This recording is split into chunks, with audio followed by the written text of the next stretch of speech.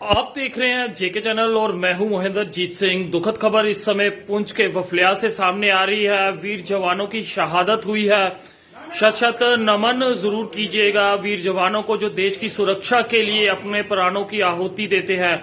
इस समय की बड़ी अपडेट आज और शाम ही एक खबर जो है पुंछ के बफलिया से सामने आई थी, जहां पे आतंकियों द्वारा एक सेना के वाहन पे जो है ताबड़तोड़ गोलियां शुरू कर दी गई थी। और एनकाउंटर साइट पे आपको बता दूं कि दोनों तरफ से फिर गोलियां जो है वो देखने को मिल रही थी। और इसी बीच एक बड़ी और दुखद खबर जो है वो आ रही है कि इस ऑपरेशन में हमने अपने 4 जवानों को खो दिया है और 3 जवान जो है वो घायल है। इसमें दुखद खबर इस समय जेके चैनल के माध्यम से देखते हुए नमन जरूर कीजिएगा वीर जवानों को जो देश के लिए अपनी जानों की आहुति देते हैं। और कायर पाकिस्तान हर बार इस तरह की हरकत जो है उसकी देखने को मिलती है। उसके भेजे हुए आतंकी जो है वो बार बार अपनी उपस्थिति जो है वो दर्शाते हैं। और इसी बीच एक बड़ा नुकसान जो है भारतीय सेना को हुआ है, जिसमें जवानों की शहादत जो है वो हुई है।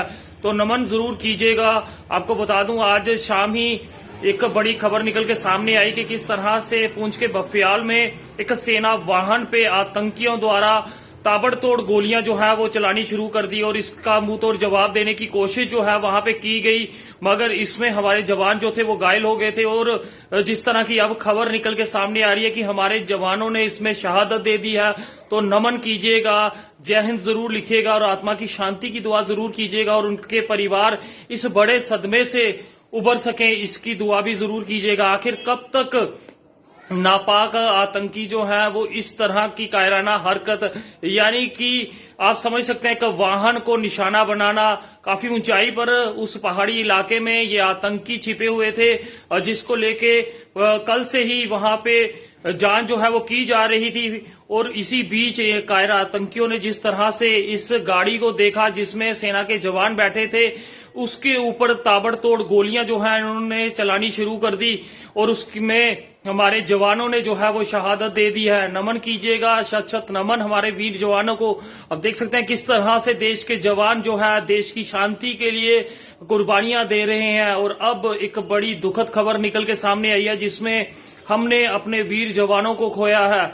आखिर कब तक इस तरह के हमले जो हैं वो देखने को मिलेंगे? लगातार आतंकियों के हमले, कायराना हमले जो हैं वो देखने को मिलते हैं। और जिस तरह से ठंड बढ़ती है तो कहीं ना कहीं आतंकियों की कोशिश घुसपैठ की रहती है। और वहीं अब पुंछ और सर्दीले इलाके जो है वहां पे आतंकी जो है वो लगातार कोशिश करते हैं कि सेना के वाहनों को निशाना बनाने की। और इसी बीच अब जिस तरह से शाम के समय ताबड़तोड़ गोलियां सेना के वाहन पे चलाई गई थी, हालांकि जिस तरह से वाहन की तस्वीरें सामने आई थी तो पहले ही समझ आ चुकी थी कि क्षति जो है वो हो सकती है, क्योंकि आप समझ सकते हैं ऊंचाई पे ये आतंकी थे और वहां ऊंचाई से इन्होंने सेना के वाहन को जो है वो निशाना बनाया।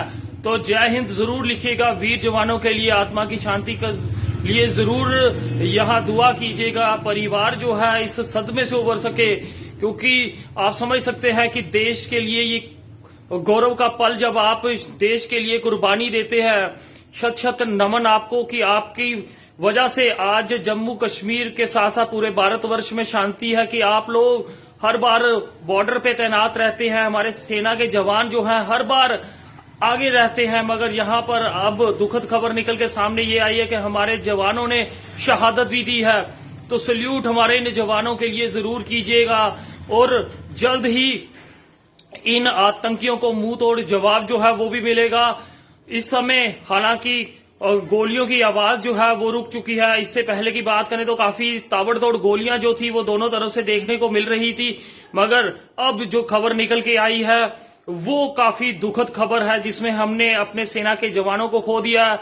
और अभी भी हमारे सेना के जवान जो हैं वो घायल हैं। उनकी लंबी उम्र की दुआ जरूर कीजिएगा, वो जल्द सुकुशल ठीक होकर अपने परिवार के साथ मिले, इसकी दुआ जरूर कीजिएगा।